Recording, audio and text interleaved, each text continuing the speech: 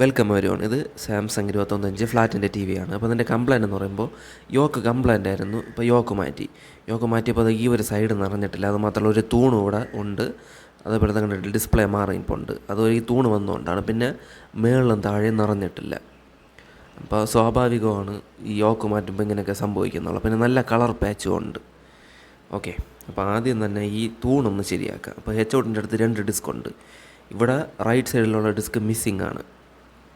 Okay, അപ്പോൾ ആ disk missing ആയതുകൊണ്ടാണ് ഇങ്ങനെ തൂണ് വരാൻ കാരണം. പിന്നെ അതല്ലാതെ വേറെയും കാരണങ്ങൾ വരും. റെസിസ്റ്റൻസ് കത്തിയിരുന്നാലോ ഡയോഡിന് ഷോർട്ട് ഉണ്ടെങ്കിലോ സെനർ ഡയോഡ് അങ്ങനെയൊക്കെ ഉണ്ടെങ്കിലും പ്രശ്നം അങ്ങനെ വരും. പക്ഷെ ഇവിടെ ഈ ഒരു ഡിസ്ക് മാത്രമാണ് കുഴപ്പം. 681K 2kVയുടെ സെറാമിക് ഡിസ്ക്കാണ് ഇപ്പോൾ ഇടുന്നത്. ഇവിടെ ഞാൻ ഓൾറെഡി ഒരു കപ്പാസിറ്റർ 250 വോൾട്ട് 22 MFൻ്റെ കപ്പാസിറ്ററും പിന്നെ PTC മാറിയിട്ടുണ്ട്.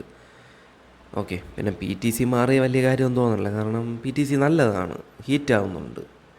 ഹീറ്റായ നല്ലതെന്നാണ് തോന്നുന്നത് എനിക്ക്.